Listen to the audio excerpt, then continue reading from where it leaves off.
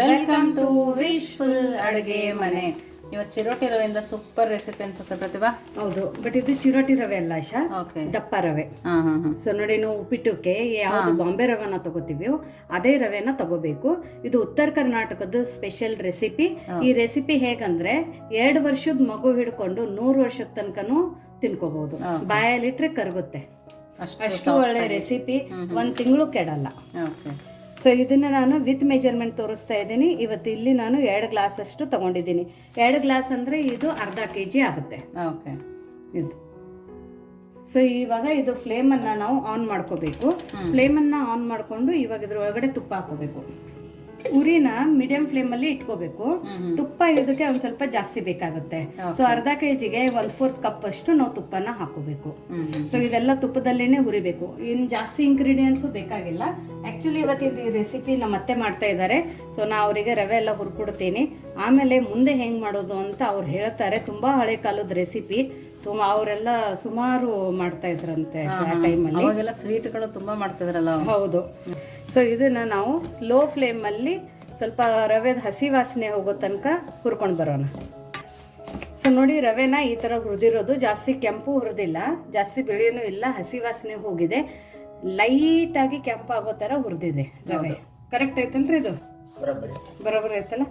ಇವಾಗ ಇದು ಹುರಿದಿರೋದು ರವೆನ ಪಕ್ಕಕ್ಕೆ ಇಟ್ಟು ಪಾಕ ಮಾಡ್ಕೋಬೇಕು. ಅದಕ್ಕೂ ಸಕ್ಕರೆ ಎಷ್ಟು ತಗೋಬೇಕು ಅಂತ ಹೇಳ್ತೀನಿ, ನೋಡೋಣ ಬನ್ನಿ. ನೋಡಿ, ದಪ್ಪ ತಳ ಇರೋದೇ ಪಾತ್ರೆ ತಗೋಬೇಕು. ಇದಕ್ಕೆ ನಾನು ಯಾವ ಕಪ್ಪಿಂದ ರವೆನ ತಗೊಂಡಿದ್ದೀನಿ, ಇಲ್ಲಿ ನಾನು ಗ್ಲಾಸ್ ತಗೊಂಡಿದ್ದೀನಿ. ನೀವು ಯಾವ ಕಪ್ಪಿಂದ ತಗೋತೀರಾ ಅದೇ ಕಪ್ಪಿಂದ ಇಲ್ಲಿ ನೀವು ಸಕ್ಕರೆನೂ ಕೂಡ ತಗೋಬೇಕು. ಸೊ ಇಲ್ಲಿ ನಾನು 2 ಕಪ್ ರವೆಗೆ 2 ಕಪ್ದಷ್ಟು ಸಕ್ಕರೆನ ಹಾಕೋತಾ ಇದ್ದೀನಿ. ನೀವು ಸ್ವೀಟ್ ಇನ್ನೂ ಕಡಿಮೆ ತಿಂತೀನಿ ಅಂದರೆ ಇನ್ನೊಂದು ಅರ್ಧ ಕಪ್ಪದಷ್ಟು ಸ್ವೀಟನ್ನು ಕಡಿಮೆ ಹಾಕ್ಕೊಳ್ಳಿ. ಜಾಸ್ತಿ ತಿಂತೀನಿ ಅಂದರೆ ಅರ್ಧ ಕಪ್ಪದಷ್ಟು ಜಾಸ್ತಿ ಹಾಕ್ಕೊಳ್ಳಿ. ಸೊ ನೋಡಿ, ಇವಾಗ ಇದಕ್ಕೇನೆ ನೀರು ಹಾಕೋಬೇಕು. ನೋಡಿ, ಇವಾಗ ನೀರನ್ನು ಹಾಕೋತಾ ಇರೋದು ಅರ್ಧ ಗ್ಲಾಸಷ್ಟು, ಸ್ವಲ್ಪ ಜಾಸ್ತಿ. ಸೊ 3/4 ಗ್ಲಾಸಷ್ಟು ಇಲ್ಲಿ ನೀರನ್ನು ಹಾಕೊಳ್ಳೋಣ. ಸಕ್ಕರೆ ತೊಯ್ಯಷ್ಟೇನ್ರಿ? ಸಕ್ಕರೆ ಅಷ್ಟು ಹಿಂಗೆಲ್ಲ ಸ್ವಲ್ಪ ಏರಿಸಿ ಕರಗುತ್ತಂದ್ರೆ ಆಣ ತೊಗೊಳೋದು. ಓಕೆ. ಸೊ ಇವಾಗ ಗ್ಯಾಸ್ ಆನ್ ಮಾಡೋಣ ಮಾಡಿ. ಸೊ ನೋಡಿ, ಇವಾಗ ಮೀಡಿಯಂ ಫ್ಲೇಮನ್ನು ಇಟ್ಕೊಂಡಿರೋದು. ಮೀಡಿಯಂ ಫ್ಲೇಮ್ ಇಟ್ಟು ಈ ಥರ ಕೈ ಆಡಿಸ್ಬೇಕು. ಕೈ ಆಡಿಸ್ಲಿಲ್ಲ ಅಂದರೆ ಕೆಳಗಡೆ ಸಕ್ಕರೆ ಅಂಟೋಗುತ್ತೆ. ಸೊ ಈ ಥರ ಪಾಕನ ಮಾಡಿ ನಾವು ರವೆ ಉಂಡೆನ ಮಾಡಿದರೆ 1 ತಿಂಗಳು ಇಟ್ಕೋಬೋದು, ಕೆಡಲ್ಲ. ಬಾಯಲ್ಲಿ ಹಲ್ಲಿಲ್ಲ ಅಂದವ್ರನ್ನು ಕೂಡ ತಿನ್ಕೋಬಹುದು. ಯಾಕಂದರೆ ಸಕ್ಕರೆ ಮತ್ತು ರವೆ ಬಿಟ್ಟರೆ ಇದ್ರ ಒಳಗಡೆ ಜಾಸ್ತಿ ಯಾವುದೇ ಇಂಗ್ರೀಡಿಯೆಂಟ್ಸ್ ಬೀಳಲ್ಲ. ಒಂದು ಏಲಕ್ಕಿ ಪುಡಿ ಹಾಕಬೇಕು.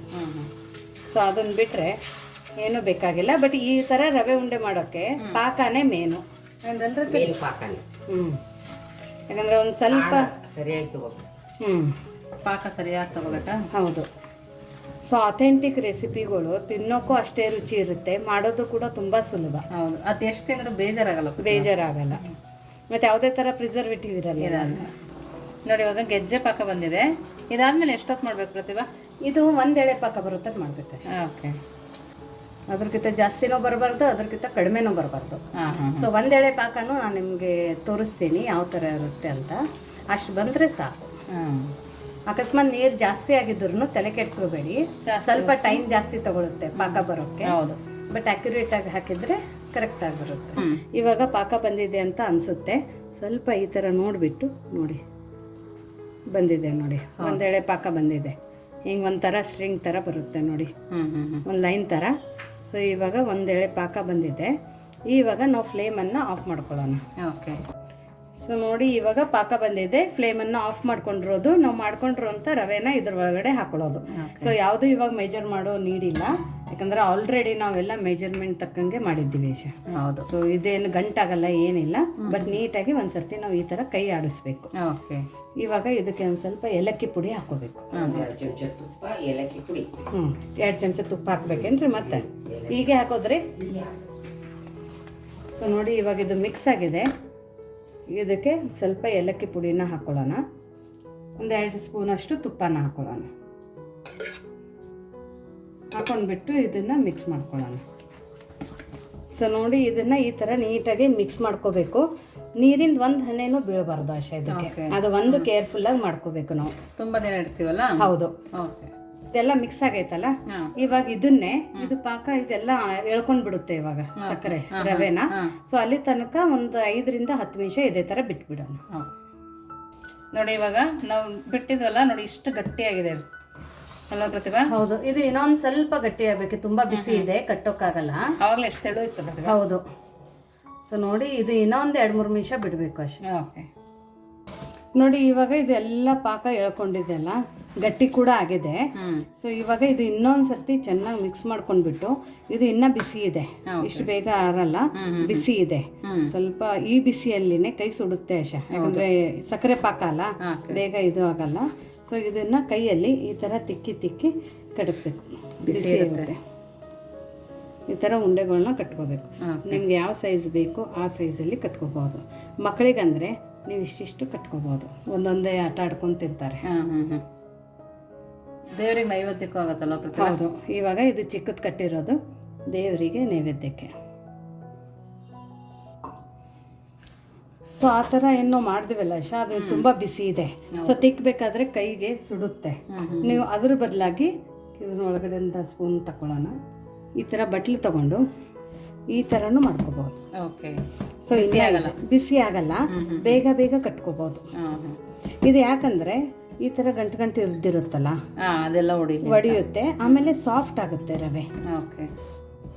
ಈ ಥರ ನೋಡಿ, ಇವಾಗ ಇದು ಸಾಫ್ಟ್ ಆಗೈತಲ್ಲ, ಇದನ್ನು ತಗೊಂಡು ಇವಾಗ ಇದರದ್ದು ಉಂಡೆನ ಕಟ್ಕೊಳ್ಳೋಣ. ಕೈಗೆ ಅವಾಗ ಬಿಸಿ ಅನ್ಸಲ್ಲ, ತುಂಬ ಆರಾಮಾಗಿ ಕಟ್ಕೋಬೋದು.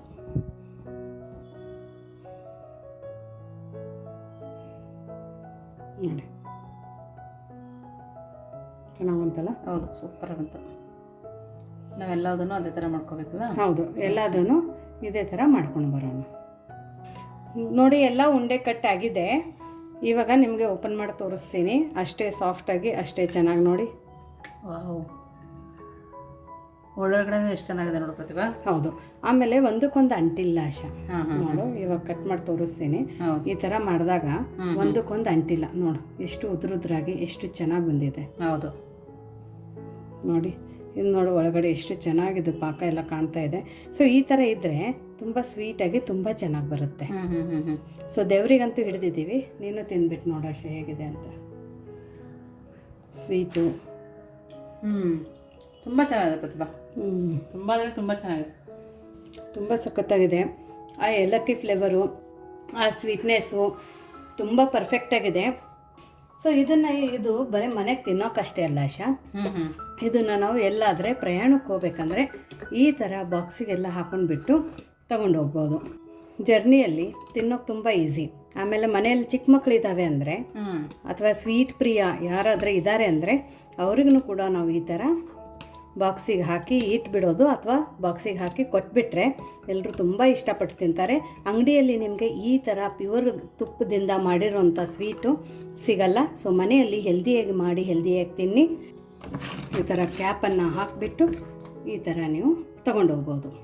ತುಂಬ ಸಖತ್ತಾಗಿ ತುಂಬ ಚೆನ್ನಾಗಿರುತ್ತೆ. ಸೊ ನಮ್ಮದು ಈ ರವೆ ಉಂಡೆ ರೆಸಿಪಿ ಹೇಗೆ ಅನ್ನಿಸ್ತು ಅಂತ ಕಮೆಂಟ್ ಮೂಲಕ ತಿಳಿಸೋದನ್ನು ಮರಿಬೇಡಿ. ಇನ್ನೂ ನಮ್ಮ ಚಾನಲ್ನ ಲೈಕ್ ಮಾಡಿಲ್ಲ ಅಂದರೆ ಲೈಕ್ ಮಾಡಿ. ಇನ್ನೊಂದು ಅಂದರೆ ನಮ್ಮದು ವಾಟ್ಸಪ್ ಗ್ರೂಪ್ ಲಿಂಕನ್ನು ನಾನು ಡಿಸ್ಕ್ರಿಪ್ಷನ್ ಬಾಕ್ಸಲ್ಲಿ ಕೊಟ್ಟಿದ್ದೀನಿ. ಅದ್ರ ಜೊತೆ ಅಲ್ಲಿ ವಾಟ್ಸಪ್ಪದು ಇನ್ನೊಂದು ಪರ್ಸ್ನಲ್ ನಂಬರು ಕೂಡ ಕೊಟ್ಟಿದೆ. ಆ ನಂಬರಲ್ಲಿ ನೀವು ಡೈರೆಕ್ಟಾಗಿ 1-to-1 ಕಮ್ಯುನಿಕೇಷನ್ ಸುಧಾ ನಮ್ಮ ಜೊತೆ ಮಾಡ್ಬೋದು. ಸೊ ಮತ್ತೆ ಸಿಗೋಣ ನಾವು ಇದೇ ಥರ ಹೊಸ ಹೊಸ ರೆಸಿಪಿ ಜೊತೆ.